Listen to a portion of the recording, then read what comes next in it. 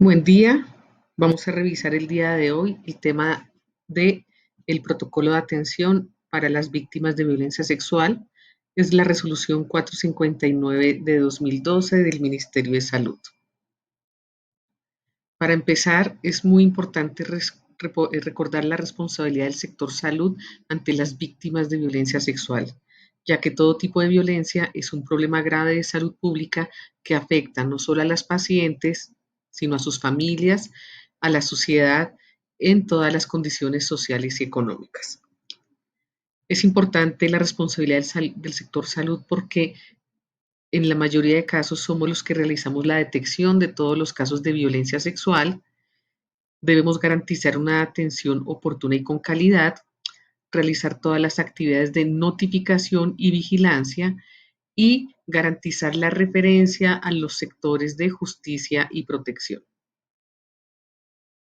La violencia sexual se define como todo acto sexual, la tentativa de consumar un acto sexual, los comentarios o insinuaciones sexuales no deseadas o cualquier acción para comercializar o utilizar de cualquier modo la sexualidad de una persona. Y violación es un subtipo de violencia sexual en la cual es una forma de violencia sexual en la que el agresor utiliza la fuerza o la amenaza como un mecanismo para realizar cualquier acto sexual con la víctima. Generalmente el agresor es conocido, utiliza la fuerza para realizar penetración vaginal, oral o anal. En esta diapositiva quiero presentar ante ustedes las diferentes formas de violencia sexual, el tipo de agresor, las víctimas y el contexto. Por ejemplo, el abuso sexual es cualquier agresor que utilice alguna circunstancia que le dé ventaja frente a la víctima sin utilizar la fuerza.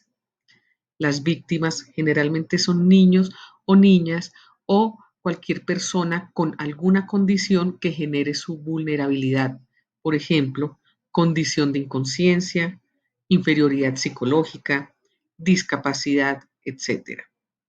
Las personas que están en relación de poder o autoridad con el agresor. Esas son las víctimas. En la violación, el agresor puede ser conocido o desconocido y utiliza la fuerza para la relación sexual. La víctima puede ser cualquier persona. Es importante tener en cuenta que las formas de violencia sexual, el contexto puede ser en el ámbito privado, en las relaciones de pareja, relaciones de familia, relaciones laborales, en el ámbito público, el ámbito laboral, escolar, institucional. Esta pirámide nos muestra la magnitud del problema de la violencia sexual. En la punta de la pirámide están representados los casos de aquellas mujeres que realizan violación del acto ante la policía. Como vemos, el número de casos es muy poco.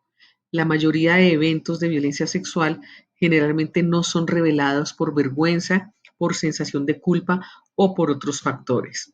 Y otro pequeño número de casos de violencia sexual identificados son aquellos que han sido revelados por aquellas mujeres que mm, participan en encuestas anónimas.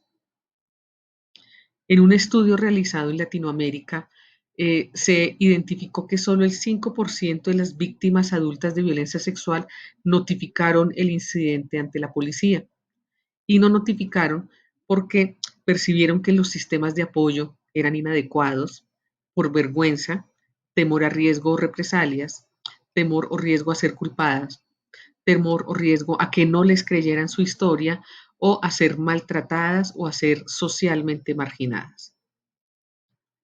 En este estudio del Instituto Nacional de Medicina Legal sobre los casos que han sido evaluados en esta institución, revelaron que en los grupos de edad de la población víctima de violencia sexual, los que más fueron afectados fueron los grupos de 10 a 14 años. Según el presunto agresor, la mayoría de casos, en el 80%, los agresores eran familiares, conocidos, amigos, la pareja o expareja.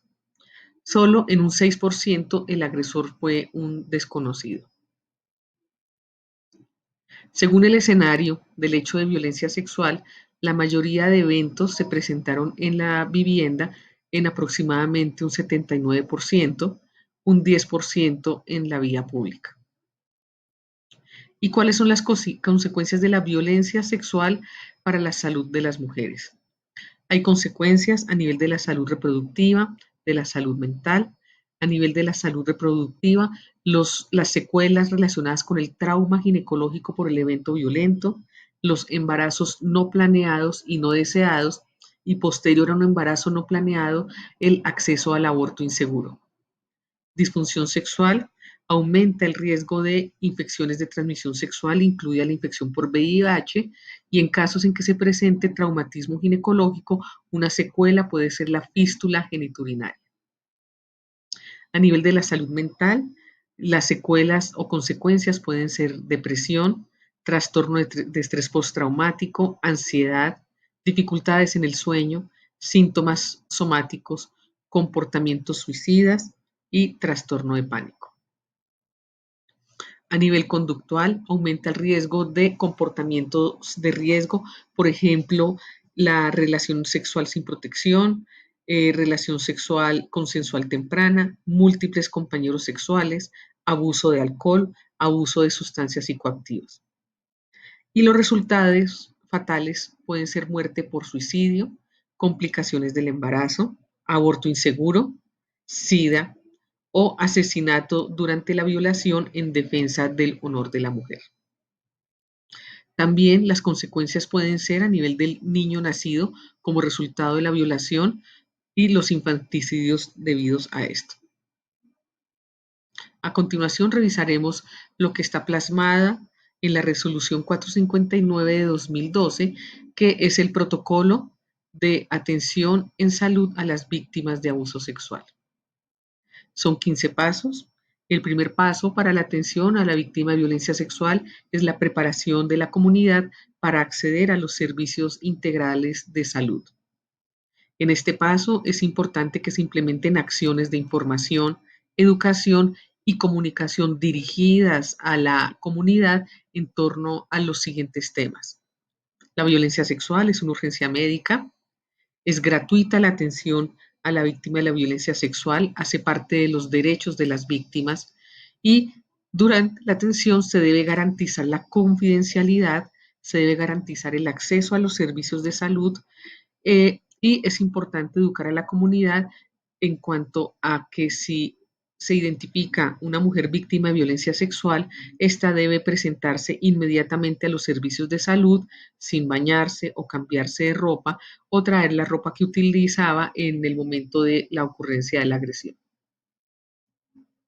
Estos son los derechos de las víctimas de violencia sexual plasmados en la Ley 360 de 1997 y que debemos dar a conocer a las víctimas de violencia sexual.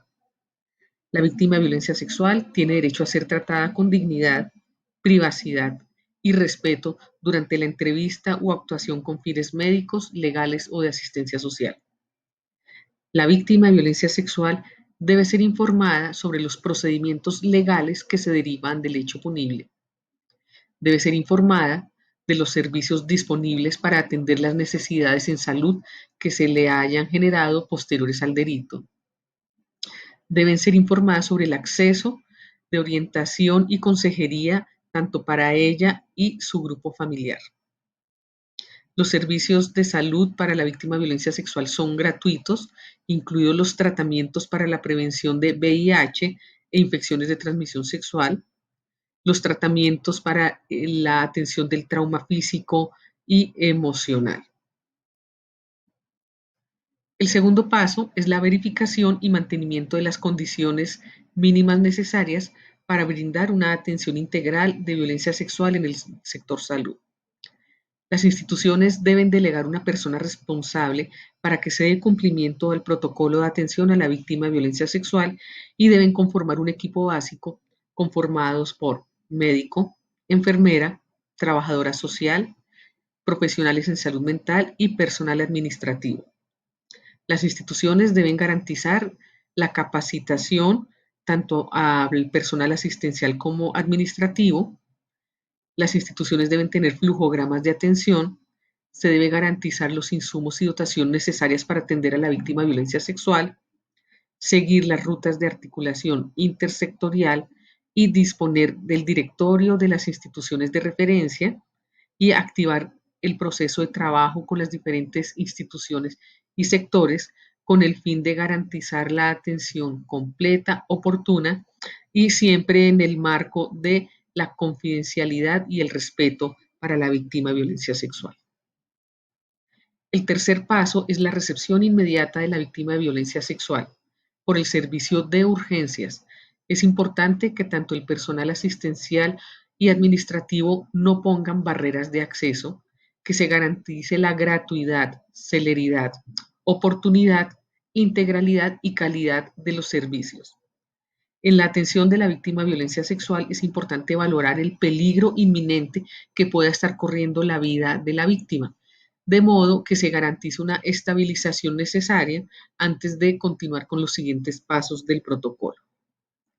Recordemos que en la clasificación del triaje se establece que es un triaje 1 la víctima de violencia sexual que consulte antes de las 72 horas de ocurridos los hechos, y si el evento ocurrió más de 72 horas, se considera un triaje 2. El punto número 4 es la valoración clínica inicial de la víctima.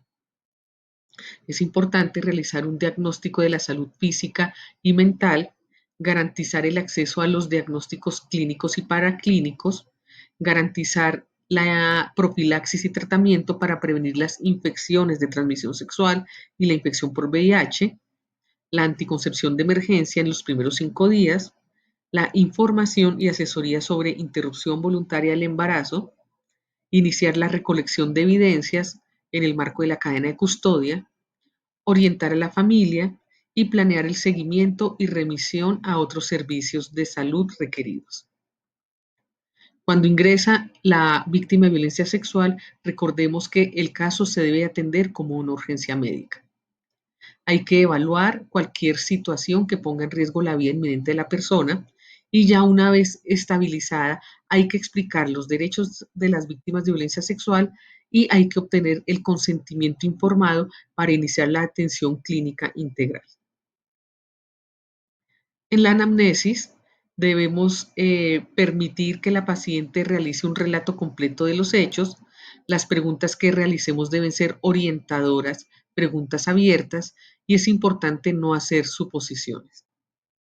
En los niños mayores de 3 años se debe permitir que ellos expresen libremente su relato y en los menores de 3 años se debe tranquilizar al menor de edad y explicar el por qué está allí. Es importante verificar que el informante no sea el victimario, evitar un lenguaje técnico y registrar en la historia clínica todas las acciones que la víctima pudo haber realizado y que tienen implicaciones médico-legales. Por ejemplo, el lavado corporal, las duchas vaginales, el cambio de ropa, vómito, micción, uso o no de toallas higiénicas. En la historia clínica también debemos registrar cuándo fue la última relación consentida en la última semana. El relato de los hechos debe ser espontáneo, registrar además el uso de los métodos anticonceptivos y el estado vacunal contra hepatitis B y tétanos. Posterior a la anamnesis y el registro de los antecedentes, se procede a realizar el examen clínico general. En este examen se evalúa cuál es el estado general, un examen físico-mental completo y un examen físico completo. Durante todo el examen debe explicársele a la víctima lo que se va a hacer solicitando su permiso para hacerlo. Recordemos que cuando se realiza la atención inicial a la paciente, se debe firmar un consentimiento informado específico para la atención de la víctima de violencia sexual. Durante el examen físico es importante tener en cuenta la descripción de los hechos que relata el paciente y a su vez hacer la búsqueda de lesiones que pudieron haberse derivado de la agresión sexual, describir las lesiones, su localización, su forma y en la historia clínica de violencia sexual se pueden también dibujar en el pictograma este tipo de lesiones. A nivel genital y anal, describir las lesiones identificadas de acuerdo al relato de la paciente. Sin embargo, el no encontrar signos físicos de violencia sexual no significa que el hecho no haya ocurrido y esto debe ser claramente consignado en la historia clínica. Es común no encontrar signos físicos de violencia en la paciente que ha sido víctima de violencia sexual. En el paso número 4, en la valoración clínica inicial, es indispensable realizar un examen mental completo, el examen físico de manera sistemática y dibujar en pictogramas la localización y aspecto de todas las lesiones. Debe ponerse especial atención en el examen de los tímpanos en aquellas mujeres que manifiestan haber sido bofeteadas y la descripción de los signos en cuello, en senos, en región paragenital. El examen clínico genital anal debe realizarse cuando la consulta inicial se hace después de las 72 horas, pero no antes de transcurrida la agresión sexual. La valoración física y genital se debe orientar a documentar el tamaño y color de cualquier tipo de herida o cicatriz en cualquier parte del cuerpo. En la imagen de la derecha está el pictograma de los genitales femeninos y masculinos, en donde se puede diligenciar el tipo de hallazgos que se encuentran en el examen físico y también si se toman muestras de evidencia para cadena de custodia. El paso número 5 es la toma de pruebas diagnósticas necesarias para explorar el estado de salud de la víctima en la evaluación inicial. Este es el listado de las pruebas que vamos a tomar a toda víctima de violencia sexual: la prueba treponémica para sífilis, la toma endocervical para Gram y cultivo para gonococo, frotis en fresco vaginal para identificar tricomonas o vaginosis bacteriana, prueba rápida para VIH, prueba rápida para hepatitis B antígeno de superficie, prueba rápida de embarazo, pruebas para identificar el virus de hepatitis C y búsqueda de espermatozoides en diferentes muestras tomadas. La toma de paraclínicos, a excepción del VIH y SIDA, no es un prerequisito para el inicio de la profilaxis contra las ITS en las primeras 72 horas. Recordemos que si la paciente consulta en las primeras 72 horas de iniciados los hechos, debemos garantizar profilaxis para infecciones de transmisión sexual, VIH si esta prueba es negativa, anticoncepción de emergencia.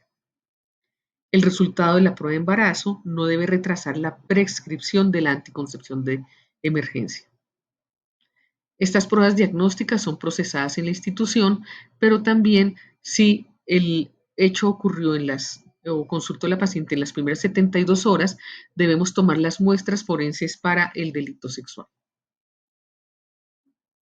Si la paciente consulta entre los 4 o 5 días después de agresión, tenemos que realizar también estos exámenes diagnósticos: la prueba treponémica para sífilis, la prueba rápida para VIH, el cultivo endocervical para gonococo, el frotis vaginal, hepatitis B antígeno de superficie, prueba de hepatitis C. De acuerdo a los resultados de estos exámenes de laboratorio, se decide iniciar el manejo integral de acuerdo a los resultados. El paso número 6 es la profilaxis sindromática para las infecciones de transmisión sexual. En la resolución dividen las pacientes en dos grupos: si el peso es menor a 30 kilogramos o el peso es mayor de 30 kilogramos. Las profilaxis para la ITS busca tener espectro para prevenir la infección por sífilis, gonorrea, clamidia, tricomonas y linfogranuloma venéreo. Las dosis de los antibióticos recomendadas son las siguientes. Es importante recordar que se debe garantizar la administración en monodosis para prevenir estas infecciones de transmisión sexual. Ceftriaxona, 1 gramo intramuscular, acitromicina, 1 gramo vía oral, metronidazol, 2 gramos vía oral. En las niñas menores a 30 kilogramos, los medicamentos a administrar para prevenir las ITS son cefuroxima, acitromicina y metronidazol. En cuanto a la profilaxis para hepatitis B, es importante iniciar el esquema de vacunación para hepatitis B con intervalos de una dosis inicial, se repite al mes y se repite a los 6 meses la vacunación, en el caso en que la paciente no haya sido vacunada. Lo ideal es iniciar el esquema de vacunación en las primeras 12 horas de ocurridos los hechos o máximo hasta las 72 horas. En cuanto a la administración de gamma globulina antihepatitis B, la dosis recomendada es de 0.6 mililitros kilo intravenoso en el mismo tiempo de la inyección de la vacuna. Esto quiere decir iniciar la gamma globulina en las primeras 12 horas y máximo 72 horas. En cuanto a la profilaxis para la infección por VIH, es importante tener en cuenta que si la muestra que tomé de prueba rápida es negativa para VIH, puedo iniciar el tratamiento antirretroviral. Otro punto para recordar es que la profilaxis para VIH debe realizarse si la consulta inicial de la paciente fue en las primeras 72 horas. El esquema recomendado para la prevención de VIH es la administración de lamivudina acidobudina, una tableta vía oral cada 12 horas y lopinavir ritonavir, 2 tabletas vía oral cada 12 horas. Se debe garantizar la profilaxis para VIH durante 28 días. Este es el protocolo recomendado en el protocolo para la prevención de ITS en el caso de exposición biológica y no biológica. Protocolo publicado en noviembre del 2017 por el Ministerio de Salud. En este protocolo, lo que se busca es la administración de los antirretrovirales en monodosis. La primera opción es administrar antirretrovirales que tengan tenofovir, emtricitabina y dolutegravir. Como segunda opción, ritonavir. El paso número 8 es garantizar la anticoncepción de emergencia. La anticoncepción de emergencia, lo ideal es que se administre en las primeras 72 horas y la recomendación es que se administre levonorgestrel 1500 microgramos. La presentación comercial son 2 tabletas vía oral. Y al mes hacer un seguimiento con prueba de embarazo y si esto es positivo, dar asesoría para interrupción voluntaria del embarazo. Sin embargo, a toda víctima de violencia sexual se le debe informar sobre el derecho que tiene a la interrupción voluntaria del embarazo desde el primer contacto y cada vez que tenga contacto con el sistema de salud. Recomendación del protocolo es que la anticoncepción de emergencia se puede administrar hasta 5 días después de ocurridos los hechos y un método que está incluido en el protocolo es la inserción del dispositivo intrauterino siempre y cuando se cumplan con los criterios de elegibilidad de la Organización Mundial de la Salud. El paso número 9 es asegurar una intervención terapéutica inicial en salud mental. Es importante durante el primer contacto de la paciente prestar una recepción empática, prestar los primeros auxilios psicológicos. En los casos de agresión en donde haya riesgo de auto o heteroagresión, los esquemas sugeridos para sedación a las pacientes son los siguientes. Lorazepam, 2 miligramos vía oral cada media hora hasta lograr el control de la agitación de la paciente. Aloperidol, 5 miligramos vía oral cada hora o aloperidol intramuscular 5 a 10 miligramos cada 30 minutos, dosis máxima 20 miligramos hasta la valoración por psiquiatría. Los primeros auxilios psicológicos los puede brindar tanto el profesional de medicina o enfermería que tiene contacto con la víctima de violencia sexual. En estos primeros auxilios psicológicos debe hacerse una evaluación inicial de la salud mental, manejar el riesgo de agresión, ya sea auto o heteroagresión con sedación, orientación, apoyo, promover la desculpabilización, permitir y expresar sentimientos, no presionar, hablar de los hechos y protección ante el riesgo de revictimización. El paso número 10 es el seguimiento clínico. Debe garantizarse seguimiento a los 15 días de ocurridos los hechos, solicitar en este momento una nueva prueba de embarazo y si es positiva, dar asesoría sobre interrupción voluntaria del embarazo y remitir si la paciente lo solicita. revisar los resultados de pruebas de infecciones de transmisión sexual, hacer una evaluación de la esfera mental, social y familiar y verificar las necesidades de tratamiento especializado. Los seguimientos se realizan al mes, a los 3 meses, a los 6 meses y al año. A los 3 meses se debe hacer seguimiento con la prueba diagnóstica para VIH, prueba diagnóstica para hepatitis B y prueba de diagnóstico para hepatitis C. A los 6 meses, una nueva prueba para VIH con la evaluación de su estado de salud mental, salud social, salud familiar. La prueba de VIH vamos a hacerle seguimiento a los 3 y a los 6 meses. La prueba de hepatitis B vamos a hacer repetición a los 6 meses. Prueba para el virus de hepatitis C al momento de los hechos, a los 3 meses y a los 6 meses. Si es positiva la prueba para virus de hepatitis C, se va a solicitar una carga viral. La prueba de embarazo y tomar una segunda prueba a las 2 o 4 semanas. Y para diagnóstico de sífilis se recomienda repetir una nueva prueba treponémica a los 3 meses. El paso número 11 es derivar a los otros profesionales para garantizar la atención integral para la víctima de violencia sexual. Vamos a hacer valoración si la paciente lo solicita, intervención para interrupción voluntaria del embarazo, realizar consejería pre-test y post-test, remitir al área de salud mental y psicoterapia. El paso número 12 derivará hacia otros sectores involucrados en la atención integral del caso de abuso sexual. Se debe remitir a protección, debe ser valorada ante las defensorías de familia, comisarios de familia y remisión al sector justicia, denunciar el caso ante fiscalía. Es importante que cada vez que estemos ante un hecho de violencia sexual, informemos inmediatamente a la autoridad. Se puede en Bogotá llamar a la línea de emergencia 123 o a la URI o a Policía Judicial y es importante registrar en la historia clínica la fecha y la hora en que se realizó la llamada, quién recibe la notificación y quién da información. A quién informar inmediatamente a la autoridad. Y el paso número 13 son los procedimientos de vigilancia en salud pública. La violencia sexual es un evento de interés en salud pública y debe ser de notificación obligatoria. Es importante que se registre adecuadamente en los RIP los códigos específicos de violencia sexual, por ejemplo, abuso sexual T742, si se presentan lesiones de causa externa. Hay que diligenciar la ficha epidemiológica de notificación de estos eventos. El paso número 14 son los seguimientos rutinarios que requiere la víctima y el paso número 15 es el cierre adecuado del caso.